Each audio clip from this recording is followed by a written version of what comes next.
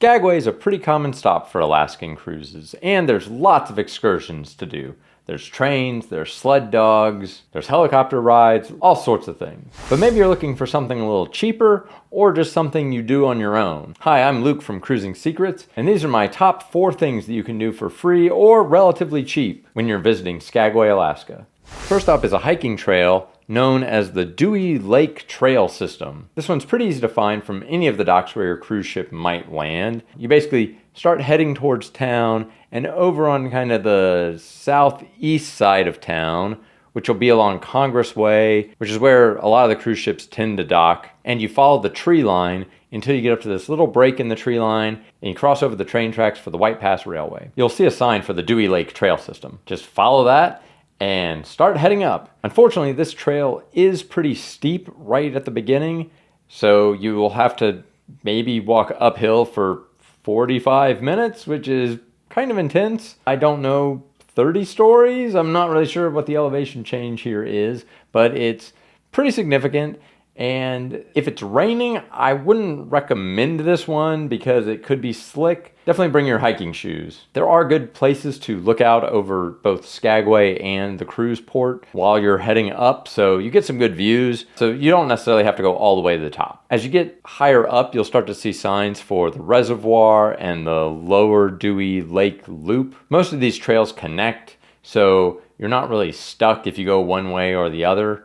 You can circle back, and there are a lot of options. I might hit the reservoir first just because it's kind of off to the side, and then the lower lake has a big loop around it with lots of other trails, so maybe do that second. Once you get up to the lake level, it's very flat around the lake, and so you can just walk around, and it's much less strenuous once you actually get up there. You can see they've upgraded the signs over time, and getting back to Skagway is really easy. It's all downhill from here. Literally.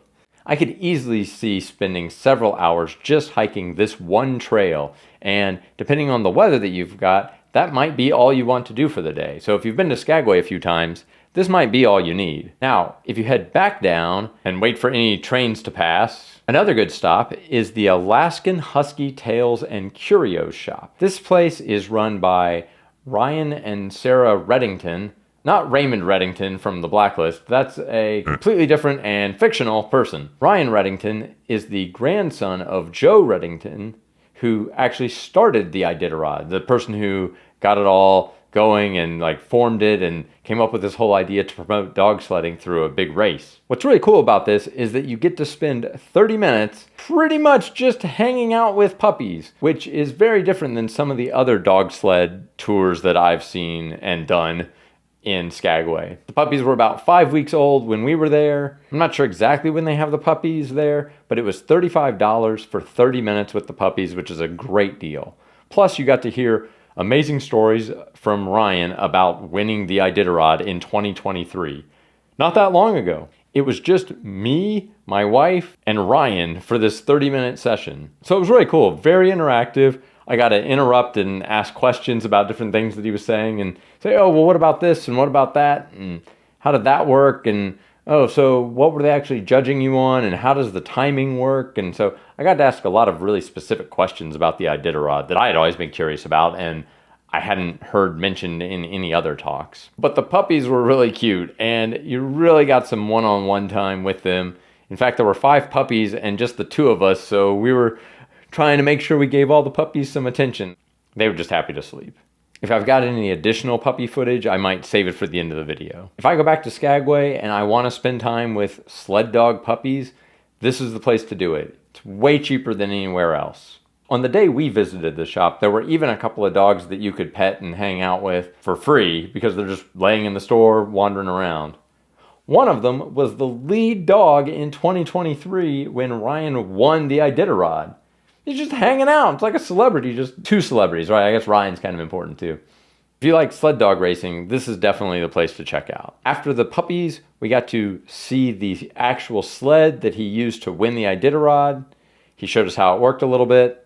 We got to put on his hat, and he showed us the 101-pound trophy that he won. And Ryan was the first person in his family to win the Iditarod. The grandfather never even won it, nor did his sons.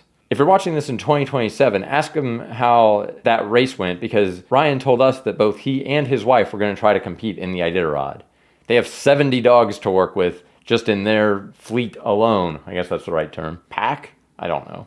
The number 3 spot I've got in Skagway is a photo studio at 7th and Broadway for Bearhead Photography. It's the most amazing photos I've ever seen of Alaska, and sometimes the photographer is actually in the studio and you can get a picture with him. That's what we did, and we picked up a calendar. Now, I made a mistake.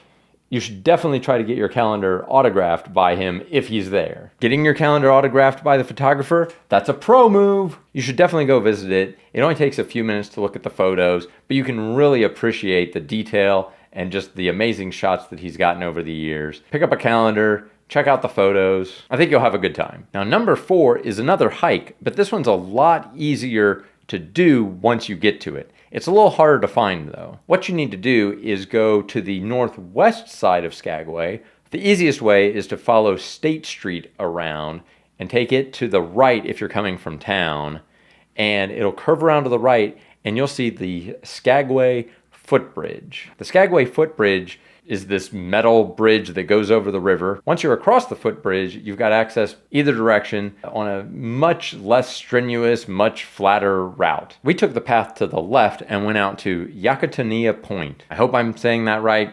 I apologize if I'm not. There's some great views out there, and the rock formation themselves are pretty interesting. If you climb around on the rocks, you might even find this survey marker that's there. As the old saying goes, find a survey marker in the ground, you're success bound. But seriously, this is a very easy trail to walk. The trail isn't wheelchair accessible, but it's a lot more accessible than the trail on the other side of the tracks that's almost uphill all the way immediately. This is a lot more level, a lot easier going. So this may be the one you want to start with if the other one sounded and looked a little too intimidating. And the views are great from the point. We even found a cave when we were out there. It was pretty cool. What do you like to do in Skagway for free or relatively cheaply? Share your secrets in the comments below. And then check out this video about the Alaskan Gold Rush and Sled Dog Tour that was an official tour through the cruise line. I'll tell you all about it over here. We'll secret you later.